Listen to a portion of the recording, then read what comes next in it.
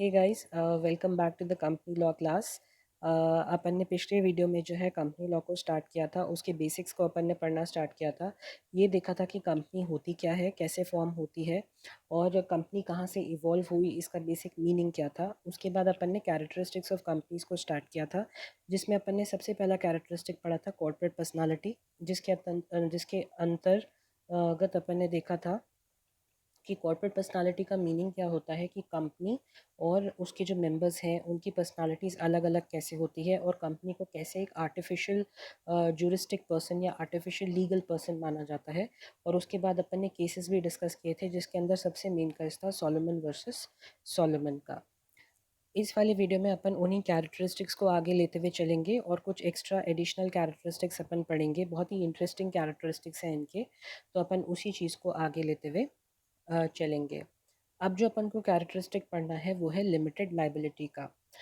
कई बार आपके माइंड में भी ये क्वेश्चन आता होगा, और जो लोग कंपनी बनाना चाहते हैं जिनको पता नहीं होता ज़्यादा कंपनीज के बारे में, उनके माइंड में भी ये क्वेश्चन आता है कि अगर कल को कुछ गड़बड़ हो गई तो फिर सारा का सारा इल्ज़ाम तो हमारे ऊपर आएगा क्योंकि हमने ये कंपनी बनाई है, राइट। और अगर कंपनी में कल कुछ भी हो गया या कंपनी लॉस में चली जाती है तो सारे के सारे लॉसेस जो है वो हमको उठाने पड़ेंगे। और जब लोग हमसे पैसे मांगने आएंगे तो हमको लोगों को पैसे भी देने पड़ेंगे। सबके दिमाग में जो है ये क्वेश्चन ज़रूर कहीं बार आता है।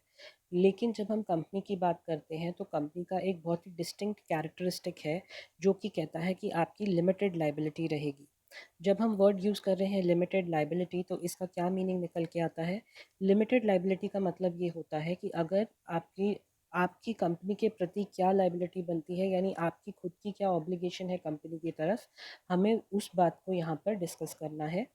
जब हम कह रहे हैं लिमिटेड लाइबिलिटी, तो इसका मतलब ये है कि आपकी जो लाइबिलिटी है यानी आपकी जो ऑब्लिगेशन है कंपनी की तरफ, वो लिमिटेड है। वो एक सीमा तक है, वो सीमित है, वो असीमित लाइबिलिटी नहीं है। मतलब किसी भी एक हद तक आपकी लाइबिलिटी बनती है, उस हद के बाद आपकी कोई रिस्पॉन्सिबिलिटी या लाइबिलिटी नहीं बनती। अब वो जो हद है या जो वो लिमिट है वो कैसे डिसाइड होगी। तो आपने कंपनी के अंदर जितना कंट्रीब्यूशन अपना करना चाहा है वो डिसाइड करेगी कि आपकी लाइबिलिटी कितनी रहेगी और किस हद तक रहेगी। कंट्रीब्यूशन किया है का मतलब क्या है। अपन ने जब शुरुआत में कंपनी के बारे में पढ़ा था तो अपन ने ये देखा था कि आप कंपनी के अंदर किस तरीके से कंट्रीब्यूट कर सकते हो। तो आप कंपनी के अंदर शेयर कैपिटल में कंट्रीब्यूट कर सकते हो, आप कंपनी के शेयर्स को सब्सक्राइब कर सकते हो, आप कंपनी के शेयर्स को खरीद सकते हो। तो जितने शेयर्स आप कंपनी के खरीदोगे उतनी ही आपकी लाइबिलिटी रहेगी। फॉर एग्जांपल, मान लीजिए अगर मैंने एबीसी लिमिटेड कंपनी में 500 रुपये के शेयर खरीदे हैं, तो मेरी लाइबिलिटी सिर्फ 500 रुपये की बनती है कंपनी की तरफ, क्योंकि मैंने सिर्फ 500 के ही शेयर आपसे खरीदे हैं और कुछ भी नहीं किया। अब आप आगे परफॉर्म नहीं कर पाए, आपके क्रेडिटर्स कितने थे, डेटर्स कितने थे, क्या हुआ क्या नहीं हुआ, बिज़नेस क्यों नहीं चल पाया, उन सब से मुझे लेना देना नहीं है। लेकिन कल को जब मैंने आपके जो 500 रुपये मुझे देने थे आपको शेयर्स के बदले में, वो जब मैं आपको दे चुका हूँ, तो अब आप मुझसे एक भी एक्स्ट्रा रुपए नहीं ले सकते, एक भी एक्स्ट्रा पैसा मुझसे नहीं ले सकते, क्योंकि मेरी और कोई लाइबिलिटी आपकी तरफ नहीं बनती। जितने मुझे आपसे शेयर सब्सक्राइब करने थे मैंने कर लिए और उसका पैसा मैंने आपको दे चुका है। तो अब मेरी तरफ से आपको कोई भी लाइबिलिटी देनी नहीं बनती, कुछ भी अब मेरी तरफ से पेंडिंग नहीं है। जितना मेरा देना बनता था वो मैं दे चुका हूँ। कल को आप लॉसेस में चले गए, कुछ भी हुआ क्या हुआ, उससे मुझे कोई लेना देना नहीं है, मैं आपको एक एक्स्ट्रा पैसा भी अब नहीं दे सकता। तो ये जो लिमिटेड लाइबिलिटी का क्लॉज है ये आपको यहाँ पर बचाता है कि अगर मान लीजिए कल को कंपनी में बहुत ही ज़्यादा एक्स्ट्रा लॉसेस हो गए और जो कंपनी के क्रेडिटर्स हैं वो अब आपके पास आ गए पैसे मांगने के लिए, तो वो ऐसा नहीं कर सकते, क्योंकि उनका जो कॉन्ट्रैक्ट था वो कंपनी के साथ हुआ था। कंपनी एक सेपरेट लीगल एंटिटी है, तो आपको कंपनी को ही जो है वो अपने पैसों के लिए सू करना पड़ेगा। आप मेंबर्स के पास नहीं आ सकते, मेंबर्स की कोई लाइबिलिटी नहीं है except for the amount of shares that they have subscribe for. मतलब जितने अमाउंट ऑफ शेयर्स के लिए उन्होंने सब्सक्राइब किया है उनकी लाइबिलिटी सिर्फ उतनी ही रहेगी, उस अमाउंट से ज़्यादा वो एक पैसा आपको नहीं देंगे। तो जब हम लिमिटेड लाइबिलिटी के बारे में पढ़ते हैं तो यहाँ पर लिमिटेड लाइबिलिटी इस तरीके से डिफाइन की जाती है। आइए पढ़ें लिमिटेड लाइबिलिटी के बारे में कि क्या लिखा हुआ है और इसका मतलब क्या होता है। लिखा गया है the privilege of limited liability for business debts is one of the principal advantages of doing business under the corporate form of organisation. क्योंकि यहाँ पर जो लिमिटेड लाइबिलिटी आपकी होती है, यानी आपकी लाइबिलिटी सिर्फ शेयर्स के कंट्रीब्यूशन तक रहेगी, उससे ज़्यादा कुछ नहीं होगी। ये एक बहुत ही स्टार्किंग फैक्टर है, ये एक बहुत ही अलग से एक फैक्टर निकल के आया है जो कि इस फॉर्म ऑफ ऑर्गेनाइजेशन को बहुत एनकरेज करता है। क्योंकि कल को कुछ भी हो सकता है, हो सकता है आपकी गलती ना हो, लेकिन फिर भी काफ़ी जो है लॉसेस आ रहे हैं बिज़नेस के अंदर। और अगर आप कंपनी फॉर्म ऑफ ऑर्गेनाइजेशन में ना होकर पार्टनरशिप फॉर्म ऑफ ऑर्गेनाइजेशन में हो, तो आपको पता ही है कि जो पार्टनर की लाइबिलिटी होती है वो जॉइंट और सेवरल होती है। मतलब अगर फर्म अपने लाइबिलिटीज़ को डिस्चार्ज नहीं कर पाती तो लोग पार्टनर्स के पास आकर भी अपना पैसा रिकवर कर सकते हैं। लेकिन ये चीज़ जो है वो कंपनी में पॉसिबल नहीं है, क्योंकि कंपनी एक सेपरेट लीगल एंटिटी है, उसके अपने कॉन्ट्रैक्ट्स होते हैं क्रेडिटर्स के साथ। और अगर कल को कंपनी अपना जो वादा है वो फुलफ़िल नहीं कर पाती, तो जो क्रेडिटर्स हैं वो कंपनी को ही सू करेंगे, वो उनके पीछे मेंबर्स को सू नहीं करेंगे। तो ये एक बहुत ही एनकरेजिंग फैक्टर होता है लोगों के लिए कंपनी फॉर्म ऑफ ऑर्गेनाइजेशन बनाने के लिए। The company being a separate person is the owner of its assets and is bound by it's liabilities. तो ये तो हमको पता है कि जो कंपनी है वो एक सेपरेट पर्सन है, तो वो अपने एसेट्स की ओनर होती है और अपनी लाइबिलिटीज़ से बंधी भी होती है। The liability of a member as a shareholder extends to the contribution to the assets of the company up to the nominal value of shares held and not paid by him. वही simple बात है कि जितना share holder ने contribution देने का वादा किया है उसकी लाइबिलिटी उतनी ही होती है। जैसे कि मैंने अपने एग्जाम्पल में कहा था कि मैंने 500 रुपये के शेयर लेने हैं आपकी कंपनी से, तो मेरी लाइबिलिटी आपकी तरफ सिर्फ 500 रुपये की ही होगी। मान लीजिए मैंने 500 रुपये के शेयर्स के लिए अप्लाई किया और अभी फ़िलहाल 250 रुपये मैंने आपको दे चुके हैं। अब जो मेरी लाइबिलिटी आपकी तरफ बनती है वो सिर्फ रिमेनिंग 250 रुपीज़ है, उससे ज़्यादा एक पैसा मेरा आपको देना नहीं बनता। तो यहाँ पर यही कहा गया है कि जो मेंबर्स हैं उनकी लाइबिलिटी लिमिटेड रहती है। और किस हद तक लिमिटेड रहती है कि वो कितना शेयर कंपनी में एक्वायर करना चाहते हैं, सिर्फ उस शेयर की हद तक उनकी लाइबिलिटी रहती है। Members, even as a whole, are neither the owners of the company's undertaking nor liable for the debts। मतलब जो मेंबर्स है साथ मिलकर भी ना ही वो कंपनी के डेट्स के लिए लाइबल होते हैं और ना ही वो कंपनी के प्रॉपर्टी या अंडरटेकिंग के हिस्सेदार में कुछ होते हैं। मतलब जो प्रॉपर्टी है वो भी कंपनी की होगी और जो डेट्स हैं मतलब या लाइबिलिटीज़ हैं वो भी कंपनी के ही होंगे। इसका क्या मतलब हुआ? बेनिफिट्स भी कंपनी को ही देने पड़ेंगे और लॉसेस भी कंपनी को ही होंगे।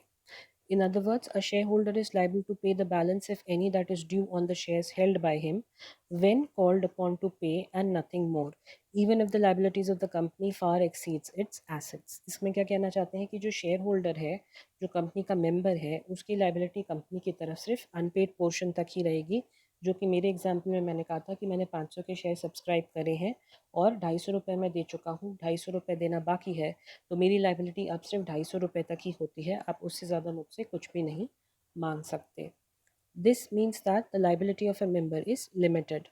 For example, if A holds the share of total nominal value of rupees 1000 and has already paid 500 rupees or 50% of the value as part payment of at the time of allotment, he cannot be called upon to pay more than rupees 500, the amount remaining unpaid on his shares। तो वही example है जो मैंने अपने खुद को लेकर दिया है, वही एग्जाम्पल यहाँ पर मिस्टर ए का है कि उन्होंने 1000 रुपीज़ के शेयर्स के लिए सब्सक्राइब किया है, जिसमें से 500 रुपये वो ऑलरेडी दे चुके हैं और अब 500 रुपये देना और बाकी है। तो जो अमाउंट अनपेड बचा हुआ है शेयर्स के ऊपर यानी रुपीज़ 500, कंपनी उनसे सिर्फ उतना ही क्लेम कर सकती है, उससे ज़्यादा क्लेम नहीं कर सकती। If he holds fully paid shares, he has no further liability to pay even if the company has declared insolvent। अगर उसने fully paid shares भी हैं उसके पास, मतलब 1000 रुपये के शेयर्स थे और 1000 रुपये वो दे चुका है, तो अब उसकी कोई लाइबिलिटी नहीं बनती। इवन दो उसकी कंपनी बैंकरप्ट हो गई, इंसॉल्वेंट हो गई, कंपनी के पास पैसे नहीं बचे हैं पे करने के लिए, फिर भी शेयर होल्डर्स की लाइबिलिटी कभी नहीं आती। In case of a company limited by guarantee, the liability of members is limited to the amount specified or mentioned in the memorandum। जब कोई कंपनी लिमिटेड बाय गारंटी होती है तो उसका जितना अमाउंट लिखा रहता है मेमोरेंडम के अंदर, आप सिर्फ उतने ही अमाउंट के लिए लायबल होते हो, उससे ज़्यादा अमाउंट के लिए नहीं। लिमिटेड बाय गारंटी का मतलब क्या हुआ?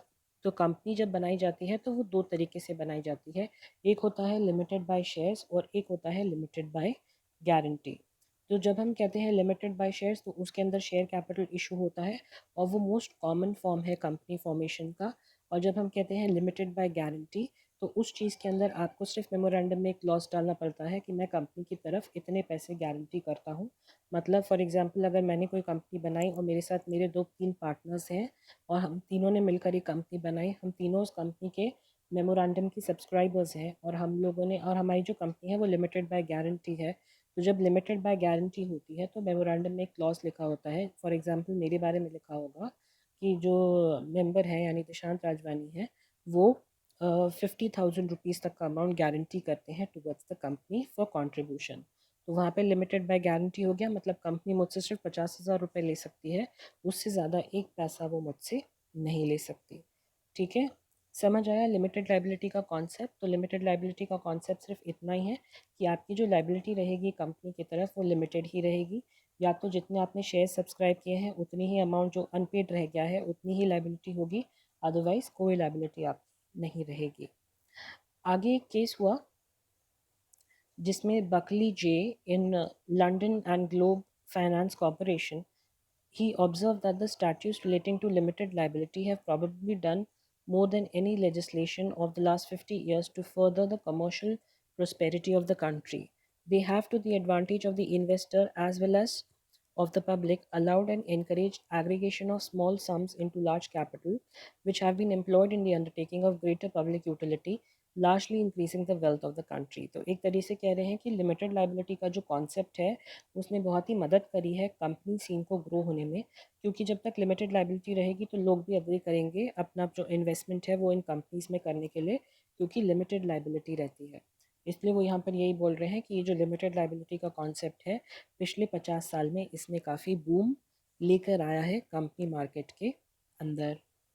ओके, अब हम चले अगले कॉन्सेप्ट के ऊपर जिसका नाम है परपेचुअल सक्सेशन।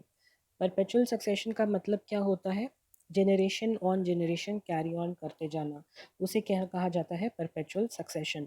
मतलब सक्सेशन का मतलब अब आपके बाद कौन, तो वो उसे कहा जाता है सक्सेशन। फॉर एग्जांपल आपके ग्रैंडफादर आए, आपके ग्रैंडफादर के आने के बाद जब उनकी मैरिज हो गई और सब हो गया तो उनके ग्रैंडफादर के जो बच्चे हुए यानी आपके फादर आए, तो आपके फादर ने आपके ग्रैंडफादर को सक्सीड किया, मतलब अब आपके फादर की जगह, आपके ग्रैंडफादर की जगह अब आपके फादर आ गए।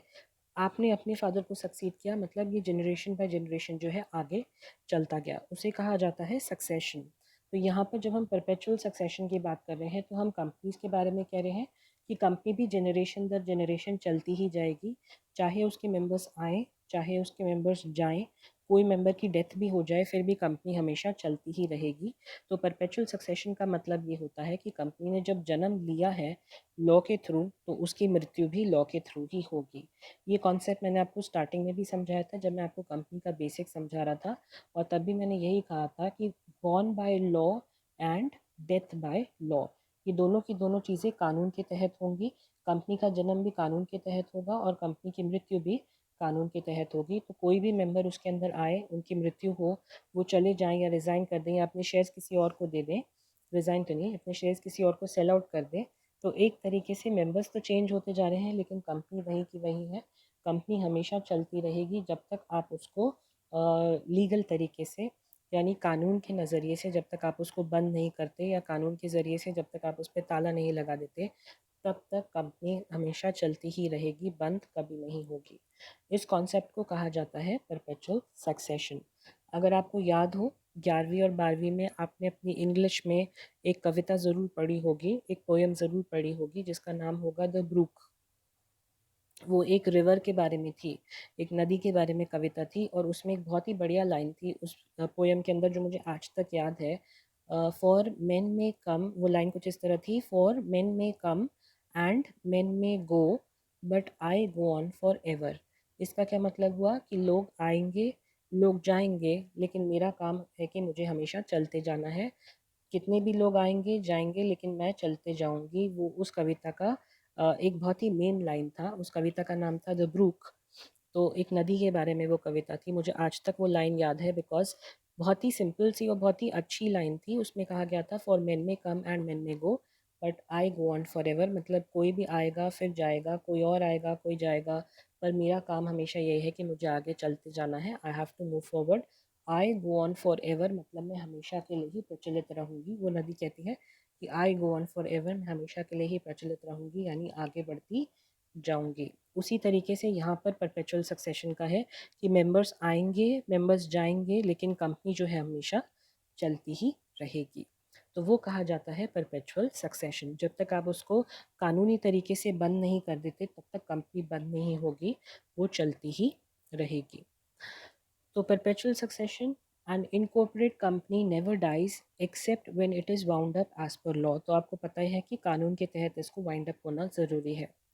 A company being a separate legal person is unaffected by the death or departure of any member and members of the same and remains the same entity despite total change in the membership. मतलब company को कोई फ़र्क नहीं पड़ता, कोई भी member आए कोई भी मेंबर जाए, किसी की डेथ हो जाए चाहे तो पूरा ही मेंबरशिप बदल जाए, लेकिन कंपनी हमेशा वही रहेगी।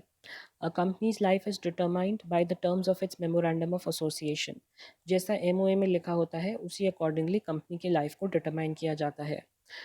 Perpetual succession therefore means that the membership of a company may keep on changing from time to time, but that does not affect its continuity। मतलब कंपनी चलती ही जाएगी।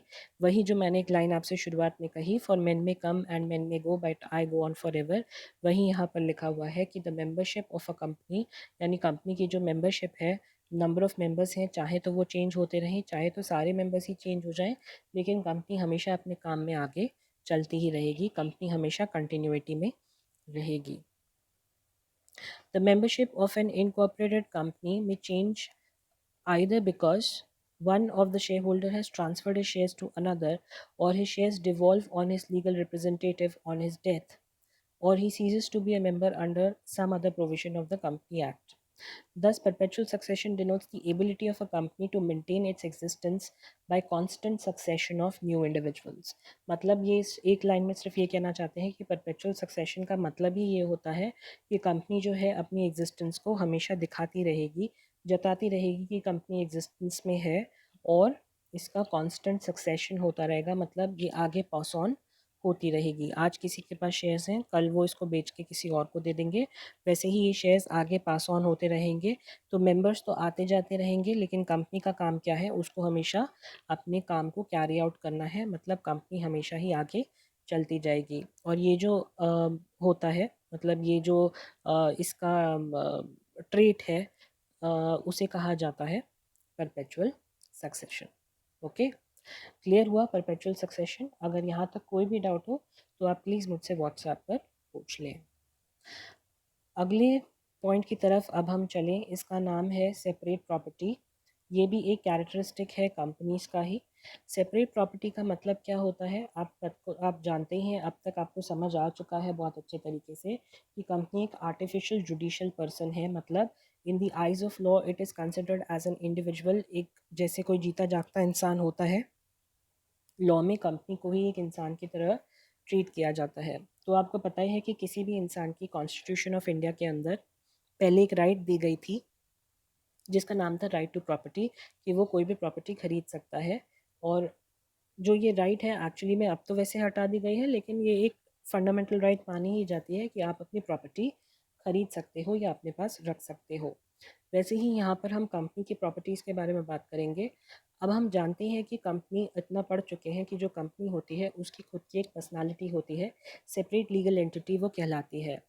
अब सिंस वो एक सेपरेट लीगल एंटिटी है, अब उसकी खुद की पर्सनालिटी है, तो क्या वो अपने नाम पर प्रॉपर्टीज़ को होल्ड कर सकती है क्या? और अगर कर सकती है तो कैसे कर सकती है? मेंबर्स का क्या होगा? क्या वो प्रॉपर्टी मेंबर को भी बिलोंग करेगी या सिर्फ कंपनी की ही रहेगी? तो ये सारी चीज़ें अपन को इस पॉइंट के अंदर पढ़नी है। सबसे पहले तो अगर कंपनी चाहे तो खुद के नाम पर कितनी भी प्रॉपर्टीज़ करवा सकती है, कुछ भी करवा सकती है। और प्रॉपर्टीज़ से मतलब सिर्फ ये नहीं है इमूवेबल प्रॉपर्टी, बाकी प्रॉपर्टीज़ भी चलती हैं। तो कंपनी चाहे तो अपने नाम पर कोई भी प्रॉपर्टी करवा सकती है, और वो जो प्रॉपर्टी रहेगी वो कंपनी के नाम पर ही रहेगी। ओके, तो अब हम इसको पढ़ें। A company being a legal person and entirely distinct from its members. Entirely distinct from its members मतलब मेंबर्स से बिल्कुल अलग है। It is capable of owning, enjoying and disposing of the property in its own name. मतलब उसके पास ability है कि वो अपने नाम पर प्रॉपर्टी ओन भी कर सकती है, रख सकती है, enjoy भी कर सकती है और डिस्पोज ऑफ भी कर सकती है। The company is the real person in which all the property is vested and by which it is controlled and managed and disposed of. मतलब कंपनी ही एक रियल पर्सन है जिसके नाम पर सारी की सारी प्रॉपर्टी होगी और ये प्रॉपर्टी जो है वो कंपनी के नाम की ही होगी, कंपनी में ही वेस्टेड होगी और कंपनी के द्वारा ही मैनेज की जाएगी और डिस्पोज ऑफ करी जाएगी. Their Lordships of Madras High Court and R.F. Perumal versus H. John Devan held that no member can claim himself to be the owners of the company's property during the existence or its winding up. A member does not have an insurable interest in the property of the company. मतलब कोई भी member उठकर इस judgement में ये इस case law में ये जजमेंट आया है कि कोई भी मेंबर उठकर कल को ये नहीं बोल सकता कि कंपनी की सारी प्रॉपर्टी मेरी प्रॉपर्टी है, क्योंकि कंपनी का अपना एक नाम है, अपनी एक इंडिविजुअलिटी है, तो वो सारी की सारी प्रॉपर्टी जो है वो कंपनी के नाम पर ही होगी, ना कि उनके मेंबर्स के नाम पर. ओके, क्लियर हुई ये चीज़? तो ये हमने पढ़ा सेपरेट प्रॉपर्टी, मतलब कंपनी चाहे तो अपने नाम पर प्रॉपर्टीज़ को एक्सेप्ट कर सकती है. अब जो अपन को नेक्स्ट एक चीज़ करनी है that is transferability of shares, कि जो आप शेयर्स तो ख़रीद लेते हो कंपनी के, पर क्या ये ट्रांसफरेबल हैं, क्या ये किसी और के नाम पर किए जा सकते हैं? ऑफ कोर्स ये ट्रांसफरेबल हैं, आप किसी और के नाम पर कर सकते हो. अगर ऐसा नहीं होता तो शेयर्स की जो है वो बिक्री खरीदी कैसे की जाती, राइट? कैसे आप शेयर्स को बेचोगे? अगर आपको किसी और को बेचना है वो जो शेयर्स आपके पास है, तो आप कैसे बेचोगे जब तक वो ट्रांसफरेबल नहीं होंगे? इसका क्या मतलब हुआ कि उनके जो शेयर्स हैं वो फ्रीली ट्रांसफरेबल होते हैं. आज किसी के पास है, कल किसी और के पास होंगे, मतलब उनको फ्री तरीके से ख़रीदा और बेचा जा सकता है. तो आओ अपन डिटेल में पढ़ें ट्रांसफरेबिलिटी ऑफ शेयर्स के बारे में. The capital of a company is divided into parts which are called as shares. तो ये आपको पता ही है. The shares are said to be the movable property and subject to certain conditions they are freely transferable as that no shareholder is permanently or necessarily wedded to a company. मतलब जितना जब तक वो शेयर होल्डर थे तब तक उनकी liability थी up to the amount of unspent capital, मतलब जितने कैपिटल पे उन्होंने अपना पैसा नहीं लगाया उतना ही उनकी लाइबिलिटी बनती थी. उस चीज़ के अलावा आप मेंबर्स के ऊपर और कोई लाइबिलिटी नहीं डाल सकते, right? When the joint stock companies were established, the object was that their shares should be capable of being easily transferred. तो जब जॉइंट स्टॉक कंपनी बनी तो उसमें एक एम बनाया गया था कि जो हमारे शेयर्स होंगे वो फ्रीली ट्रांसफरेबल होंगे. Companies Act 2013 enunciates the principle by providing that shares held by the members are movable property and can be transferred from one person to another in the manner provided by the articles. मतलब simply बस ये कहना चाहते हैं कि company के अंदर जो भी आपके शेयर्स होंगे वो फ्री ट्रांसफरेबल होंगे क्योंकि वो एक मूवेबल प्रॉपर्टी है and subject to certain conditions the shares are freely transferable. मतलब आप अपने हिस्से के शेयर्स किसी और को बेच भी सकते. A member may sell his shares in the open market and realize the money invested by him.